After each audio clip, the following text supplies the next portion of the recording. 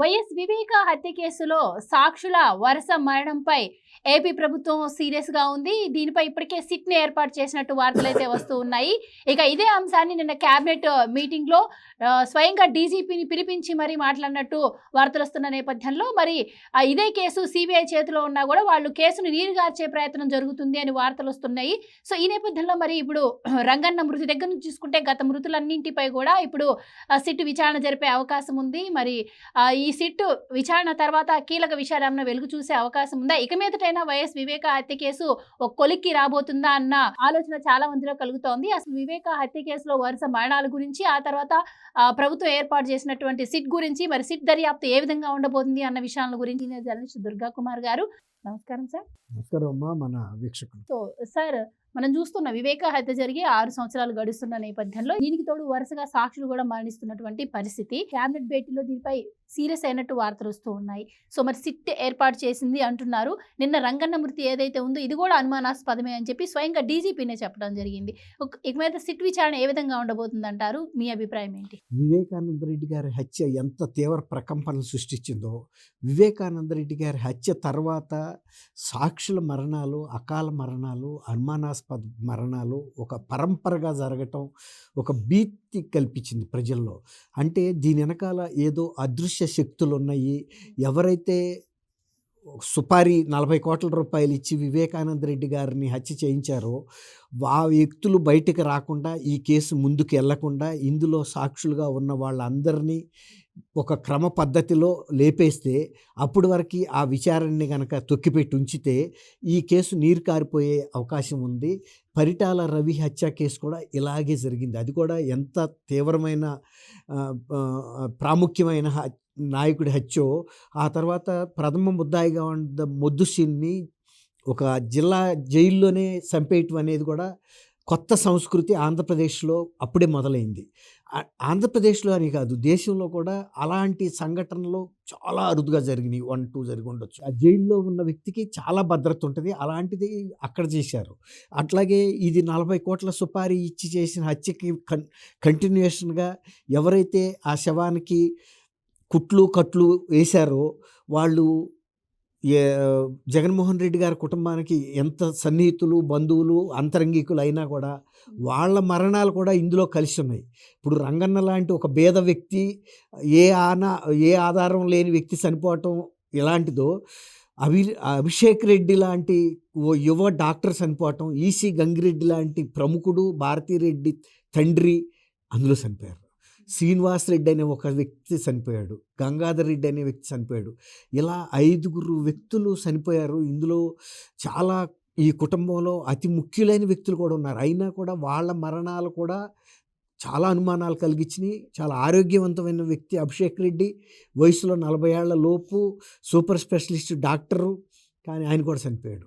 ఇప్పుడు రంగయ్య చనిపోవటం, వాళ్ళ రీపోస్ట్ మార్టం కూడా జరుగుతుందంటే తీవ్రతను మనం అందరం కూడా అర్థం చేసుకోవాలి. ఆ హత్య కేసుకి ఎలాంటి ప్రాధాన్యత వచ్చిందో ఈ అనుమానాస్పద మృతుల పరంపర కూడా అంత ప్రజల్లో అనుమానాలు రేకెత్తించింది. నిన్న మంత్రివర్గ సమావేశానికి డైరెక్ట్గా స్వయంగా డీజీపీ గుప్తా గారిని కూడా పిలిపించి అసలు ఎందుకు జరిగినాయి, ప్రతి మృతి వెనకాల ఉన్నటువంటి కారణాలు ఏంటి, అందులో ఉన్న అనుమానాలు ఏంటి, ఇందులో వాస్తవాలు ఏంటి అనేది కూడా మంత్రివర్గం సమీక్షించింది.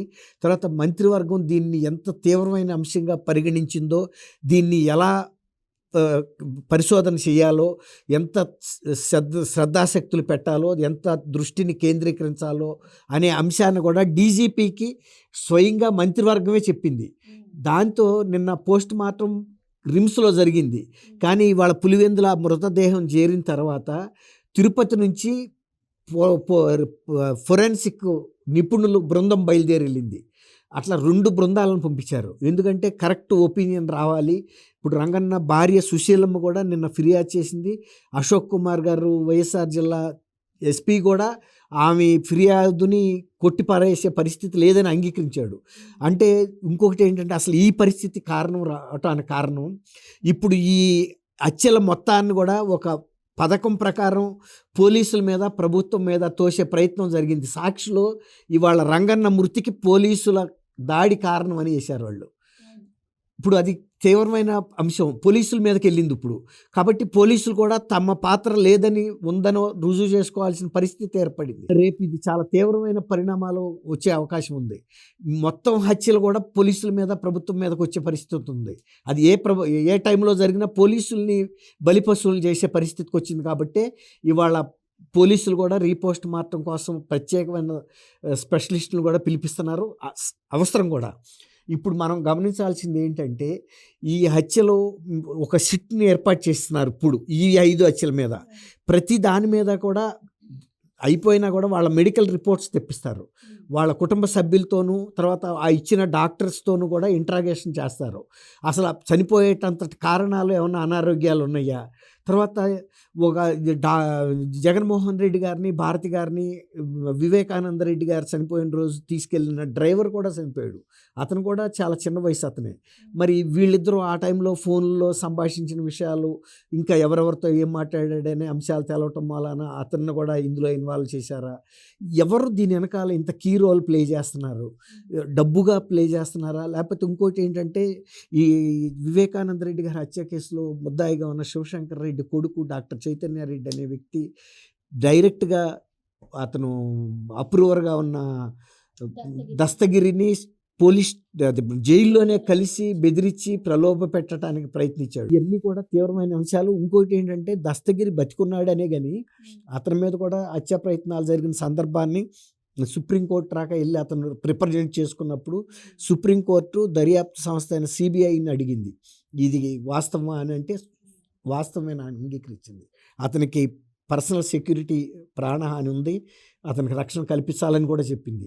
ఇవి సాధారణ అంశాలుగా ఇవాళ కొట్టేసే పరిస్థితి లేదు. ఇప్పుడు రంగన్న చనిపోయినప్పుడు కూడా చాలామంది రాష్ట్రంలో ప్రజలు ఏమనుకున్నారంటే ఒక 70 ఏళ్ళు ఉన్నాయి కాబట్టి కొంచెం పేద కుటుంబం నుంచి వచ్చిన వ్యక్తి కాబట్టి ఏదో రోగం రోస్టో ఉండొచ్చు అనుకున్నారు. కానీ దీన్ని పోలీసులతో ముడిపెట్టేటప్పటికి చాలా టర్న్ అయిపోయింది. మొత్తం ఇష్యూ అంతా టర్న్ అయిపోయింది. సాక్షి మరి ఏ ఉద్దేశంతో వాళ్ళు పబ్లిష్ చేశారో తెలియదు. కానీ అది గతంలో వీడియో అంటున్నారు కదా, ఇప్పుడు వీడియో కాదు, అది గతంలో వీడియో తీసుకొచ్చి ఇప్పుడు పబ్లిష్ చేశారు అంటున్నారు. పోలీసుల మీద నిందారోపణ చేశారు. అదే ఏదైనా కూడా ఇవాళ బయటకు వచ్చేటప్పటికి ఇష్యూ మొత్తం ప్రజల దృష్టి కూడా మారిపోయింది, దృక్కోణం. ఇవన్నీ కూడా ఒక పథకం ప్రకారం జరిగిన హత్యలే అయి ఉంటుంది. ఇప్పుడు రంగన్న మృతికి పోలీసులకి ఏం సంబంధం? అతను రిమ్స్లో చనిపోయాడు. ట్రీట్మెంట్లో ఏదన్నా లోపం జరిగితే ఒప్పుకోవచ్చు, లేదు ఎవరన్నా విషప్రయోగం చేయించారంటే కూడా ఒప్పుకోవచ్చు. కానీ పోలీసులు ఎలా వచ్చారు ఇందులోకి?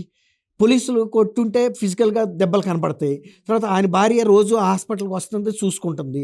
చనిపోయినప్పుడు ఆమె లేకపోవచ్చు, కానీ పోలీసుల ప్రమేయం అయితే కనపడతలా. అయినా కూడా ఏదో ఒక అదృశ్య శక్తి ఉందనేది మాత్రం అనుమానం రాష్ట్ర వ్యాప్తంగా అందరి ప్రజల్లోనూ ఏర్పడిపోయింది. ఒక సామాన్య ప్రజలు కూడా మొత్తం ఈ వ్యవహారం అంతా బయటికి తీయాలంటున్నారు. కాబట్టి ఒక రకంగా మంచిదే ఇది. ఇంతమంది సాక్షులు చనిపోయిన కేసు ప్రపంచ చరిత్రలో కూడా ఉండకపోవచ్చు అని మన మధుసూదన్ రెడ్డి గారు చెప్తున్నాడు. రెండోది ఇంకోటి ఏంటంటే ఈ కేసుకు సంబంధించి ఒక విచారణని ముందుకు జరగకుండా, దోషుల్ని అరెస్ట్ కాకుండా గతంలో ఉన్న ప్రభుత్వమే కాపాడింది. అవినాష్ రెడ్డి గారిని అరెస్ట్ చేయడానికి సిబిఐ వాళ్ళు కర్నూలు వెళ్ళి ఒట్టి చేతులతో వెనక్కి తిరిగి వెళ్ళిపోవాల్సి, తర్వాత దర్యాప్తు అధికారి రామ్ సింగ్ ఒక ఐపీఎస్ ఆఫీసర్ మీద వీళ్ళు రివర్స్ కేసు పెట్టారు. అట్లా తర్వాత సిబిఐ సిబ్బంది మీద దాడులు చేసింది కూడా ఎక్కడ జరగదు. సిబిఐ అంటేనే వణికిపోతారు. అలాంటిది సిబిఐ వీళ్ళని చూసి వణికే పరిస్థితి వచ్చింది. దీని వెనకాల ఎంత అదృశ్య శక్తులు ఉన్నాయి అనేది ఇప్పుడు మనకు అర్థం అవుతుంది.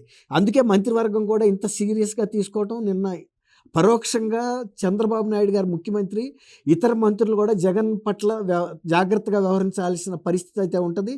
మీరు గమనంలో పెట్టుకోమన్నాడు అంటే ఒక రకంగా ఎటువంటి అంటే పరిస్థితులు ఎదురైనా సిద్ధంగా ఉండమని కూడా హెచ్చరించిన విధంగా అనిపిస్తుంది ఆ భావన. ఎందుకంటే జగన్మోహన్ రెడ్డి రాజకీయాల తీరు వేరేగా ఉంది. ఇంతవరకు ఎవరు కూడా ఇండియాలో జగన్మోహన్ రెడ్డి గారు నడిపినటువంటి రాజకీయం కానీ, సొంత బాబాయిని కుటుంబీకులు హత్య చేసి ప్రత్యర్థుల మీద ఆరోపణలు చేయటం కానీ, ఇవన్నీ కూడా కుటుంబ సభ్యులు కూడా ఒప్పుకుంటున్నారుగా. ఇప్పుడు అతను ప్రజల మీద దాష్టికాలు చేయటమే కాదు, మా సొంత కుటుంబంలో కూడా హత్యలు చేసి ఆ రక్తంతో పార్టీ పునాదులు నడుపుకుంటున్నాడని వివేకానంద రెడ్డి గారు కుమార్తె స్వయంగా సునీతారెడ్డి గారు కూడా చెప్పింది. మొన్న ఎన్నికల్లో వాళ్ళు కొంగు పట్టి మా ప్రాణం మీ చేతుల్లో ఉంది. జగన్మోహన్ రెడ్డిని ఓడిస్తే తప్ప మా జీవితం ఉండదు, మా ప్రాణానికి హాని ఉందన్నారు. మరి నిజంగానే వాళ్ళ గోడుని లేకపోతే వాళ్ళ వినతిని ప్రజలు కూడా గమనించారు, అతను చేసిన దాష్టికాలను కూడా అనుభవించారు కాబట్టి మొన్న ఓడించారు. నిజంగా మరి ఆ ఇద్దరు ఆడబిడ్డలకి ఒక రకంగా ప్రాణభిక్ష పెట్టారని అనుకోవాలి ఆంధ్రప్రదేశ్ ప్రజలు. సార్ మనం చూసాం లాస్ట్ అభిషేక్ రెడ్డి మేడం తర్వాత సునీత గారు మళ్ళీ సుప్రీంకోర్టుకి వెళ్ళి ఈ కేసులో సాక్షులు వరుసగా చనిపోతున్నారు, ఇప్పటికన్నా కొంచెం దీన్ని త్వరితగతిన పూర్తయ్యేలా కొంచెం తీర్పు ఇవ్వండి అని చెప్పి కూడా ఆవిడ కోర్టు మెట్లు ఎక్కారు. ఆ తర్వాత కూడా మరి కోర్టులు హెచ్చరిస్తున్నా కూడా సిబిఐ నుంచి ఎలాంటి రెస్పాన్స్ రావట్లా. సో ఈ రోజు రంగన్న ఈ మృతి మరి అనుమానం ఉంది అని చెప్పి ఏపీ పోలీసులు చెప్తున్నారు.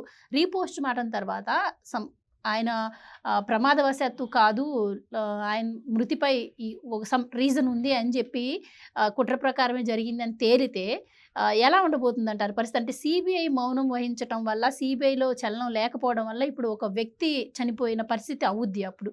సో సిబిఐ కూడా కొంచెం సిబిఐ డైరెక్టర్ కూడా స్పందించాల్సిన అవసరం ఉందంటారా, లేదంటే ఇది ఇలాగే కంటిన్యూ అయ్యే ఛాన్స్ కూడా ఉంటుందా? ఇప్పుడు ఇది last straw on the horse back అంటారమ్మా. అప్పటికే గుర్రం మీద వేసిన గడ్డి బరువుకి ఒక్క పరకేసినా కూడా దాన్ని నడుము విరిగిపోవటం అనమాట. Last straw on the horse back ఆ పరిస్థితికి వచ్చింది. ఇది రంగన్న మృతి కాదు. రంగన్న మృతి కన్నా ముందు జరిగిన 5 మృతులకు సంబంధించి ఏమైనా అనుమానాలు ఉన్నాయా, ఎందుకు జరిగినాయి, ఇందులో ఎవరి హస్తం ఉంది, ఏ మాత్రం కూడా ఎవరి ప్రమేయం ఉన్నా కూడా అది తీవ్రత ఎక్కువగా ఉంటుంది. రంగన్నది లాస్ట్ స్ట్రా అంటే ఇక అది పరాకాష్ఠకు వచ్చింది. ఇక్కడతో ఆగవు. ఈ వ్యవస్థ మొత్తం ఈ 6 మృతుల మీద కూడా ఒక సిట్ లాగా స్పెషల్ దర్యాప్తు చేసి, మీరు అడిగారు సిబిఐ ఏమన్నా మేల్కొంటుంది, సిబిఐ కాదు, ఇది హోంశాఖ నివేదికిస్తారు.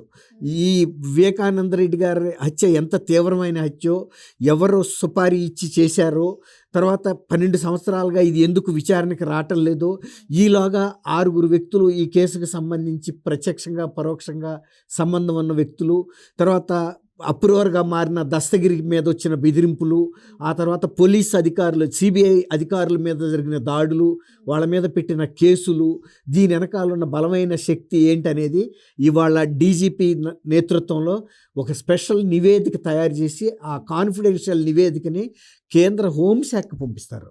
అది కేంద్ర హోంశాఖ స్పందిస్తుంది. ఇప్పుడు మీరు అన్నట్టు ఈ దర్యాప్తు సంస్థలన్నీ కూడా కేంద్ర హోంశాఖ పరిధిలో ఉండేవి కాబట్టి ఇవాళ హోంశాఖనే అడ్రస్ చేస్తున్నారు.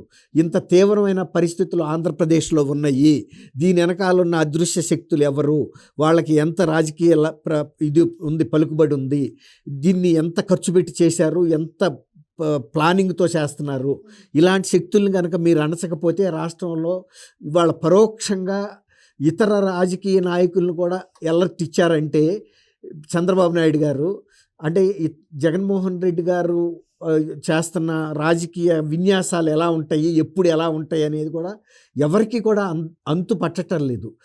తను స్వయంగా నమ్ముకున్న రైట్ హ్యాండ్ లాంటి విజయసాయి రెడ్డికే అనుమానం వచ్చి ఆయన పక్క నుంచి వైదొలిగాడు.